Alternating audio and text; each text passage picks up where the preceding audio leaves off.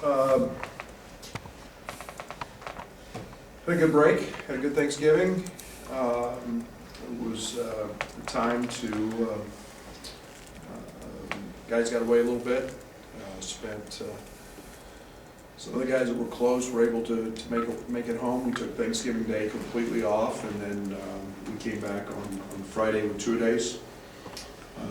And then in preparation, started on Saturday for Miami. So got a great challenge. Obviously, a step up in competition who we're playing. Miami, Jim's done an unbelievable job in his tenure there. Terrific coach. This is a team that has a very, very good backcourt. Likes is small in stature, but pretty big in heart, and as a player has achieved a great deal.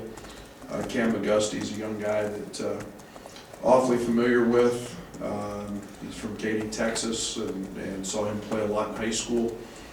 My starting point guard at SFA was a teammate of his. And so I've known Cam for a while. Then he went to Oklahoma and played against him his freshman year. So I'm very familiar with Cam's game and terrific talent. And then we're expecting them to have back and ready to go is the Keith Stone kid who was coming off an ACL, a grad transfer from Florida, who's had an outstanding career at Florida, and the terrific three-point shooter. Saw him play a lot in high school and throughout his career. So Miller inside is a great force at 7 foot. He's got great length, and this is a team that's a very, very explosive team, or can be offensively, and now they get to add a piece in Stone. So we know we've got our hands full. We've got to be continue to grow and be better than we've been, and it should be a great challenge. The ACC Big Ten Challenge is a special event. It's gone on for a long time, and it's one of those things that a lot of bragging rights, and something that is looked back upon a lot as the season goes on. Struck us off. Let's get us going, Scott. I mean, to have most of this week, even taking Thanksgiving off, maybe just to focus on basketball where there was a class and you go 2 days, how much different was that, and what maybe positives you see from just the players getting on focus? Well, I think every coach enjoys those little breaks when it's very singular. It's basketball. The one thing it allows you to do is get to the gym and get a lot of shots. We tried to do something very simple, and that was just have every player try to get better in one area, and really focus on that one area, and not asking them to do 3 or 4 or 10 things better. Just let's clean up one area, and we did spend a lot of time shooting the basketball, and that's what these breaks give you, a great opportunity sometimes. In game preparation mode, you don't get enough shots, and we were able to get some shots up. With Miami and then 2 Big Ten games, just an opportunity to prove something as a team, make a statement. Is there anything like that you're focused on with your team? Oh, I always look at them as opportunities, and when you're in the Big Ten, and everybody in this conference is going to play a really, really hard schedule, and it doesn't matter. When you've got the ACC Challenge and other events there, and in our case with Missouri and so on and so forth, we're going to play a great schedule. So try not to make too much out of it. We have 2 early games obviously coming up in the Big Ten play, but right now all of our focus has been pretty singular in terms of just getting ready for Miami. Trent mentioned a point of emphasis for this game is defending the 3-point line, but also keeping them out of the paint. How do you find that balance between defending the perimeter while also not giving up driving lanes at the same time? Well, we've continually got to become better at our closeouts, and it's something we work on every day. Along with that, we've got to have great hands. And yet, you know, teams are, have good players, and you know, they're gonna make some shots, and you understand that, and sometimes you can play great defense and they score. But yeah, we're continuing to work on those areas, and in terms of closeouts and not getting beat off the dribble as much. It's the hardest thing to do in basketball, in my opinion, on the defensive side, is close out on an offensive guy. You know, 10 years ago, you could literally mug them and there'd be no foul call. Today, you can't touch them. So, you know, but, you know, you've got an explosive group. You know, I didn't mention their leading scorer, Vasilovich, is probably as good a shooter as I've seen. So, you know, Vasilovich and McGusty and Likes, those three guys can all get it going. So, you got to be great in our closeouts. Brad, is it as simple as having Kofi back there to protect the rim, or are there other things you're seeing as to why your team's able to play without fouling a little bit better than since you've been here? He helps. It's no lie. I mean, there's no difference having, you know, there's a big difference, excuse me, having rim protection. But I also think that we're older.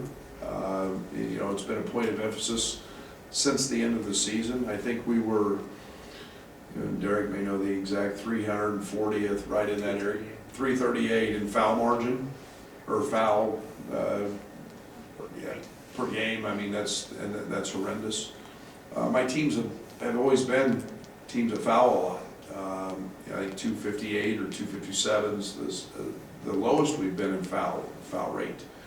But you know, I think we're 15 or 16 or right in there. It's a big jump. Emphasizing that has helped. Kofi's presence has helped.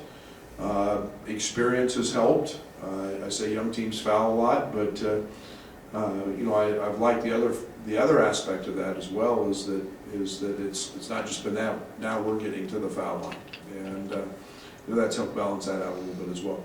Coach touched on it a little bit. How much pride do you take in this week, as well as the other Big Ten coaches and programs in that challenge? Oh, absolutely. You know, it's something that this challenge has gone on for some time, and you know, I think we all take great pride, the Big Ten and the ACC, in thinking we have the best conferences year in and year out, and it's a heck of a battle. It's a heck of a challenge.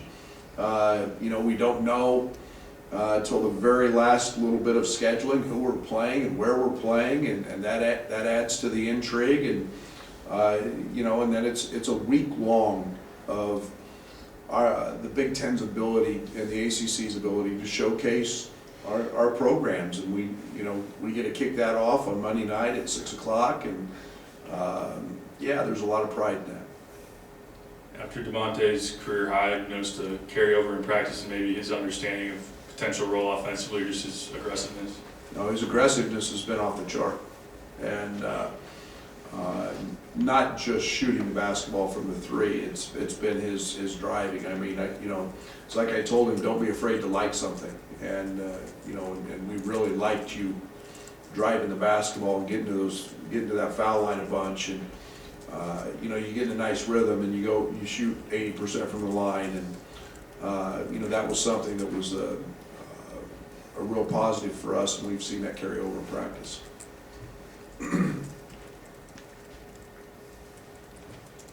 I think Miami's going to have a bigger front court than you've seen in a few games. Just what's going to be important for Kofi to maybe do a lot of the same things he did against smaller centers, so to speak? Yeah, for Kofi, it's just feel and understanding, and you know, when the game, yeah, he's going to see more size. I mean, Miller's 7 foot, and they throw size out there and some length. Early, Kofi was so sped up that it didn't matter if it was 7 foot or 6 foot. You know, now he's starting to find a comfort in terms of how to play. Now he's starting to understand when teams want to double him and where his looks are and how to handle that. So everything with Kofi is from the mental side, is the game slowing down. Sure, you have to maybe you know, arch your shot a little bit more, or do whatever to get it over the extended hand. Yes, but I think mentally he's slowed down enough where he can be really effective. last couple of games, the assist numbers have gone up. Do you just contribute that to turning the ball over less, or just guys maybe being a better understanding from feeling more comfortable? All of the above. I think it's all of the above. I think it's a better understanding. I think it's connectivity. I think it's unselfishness. I think it's feel for what the defense is doing. I think it's confidence. All those things. Not turning it over helps. I like the fact we're still playing with good pace, and yet I thought we've managed the pace very well. When we've had it, we've run, and when we haven't, we've executed, and that's something that we'll have to do tomorrow night. Georgie's hitting a really good percentage of his threes. I mean, is it to the point where you'd like to see him take more, or is he in a sweet spot where he's taking the ones he should take and making? I don't mind if he takes them. The one thing I like with Georgie is understanding. He's probably turned down a handful of them that he could have taken or maybe would have taken in the past to deliver the ball to Kofi, who's closer to the rim and has a better angle. That's the knowledge and the understanding that I love about Kofi's ability to put pressure on the front of the rim, and Georgie's understanding of that. And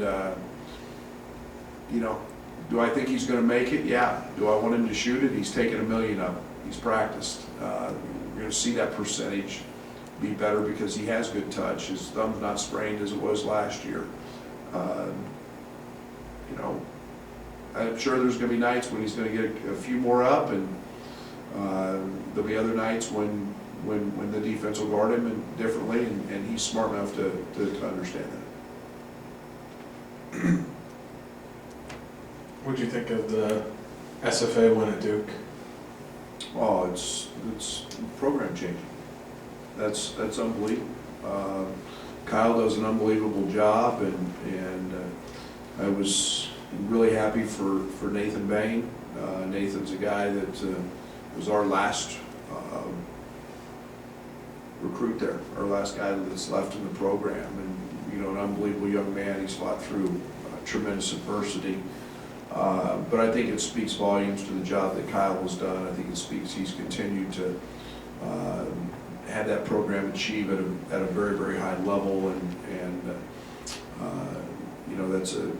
it's a wonderful place, and I'm happy for all those people and all those players, and really happy for Kyle, really happy for Nathan in particular, because I have a vested interest in terms of his upbringing, so to speak, and everything he's been through and his family's been through with the hurricane is very deserving. So yeah, an unbelievable night. You don't just walk into Duke and win.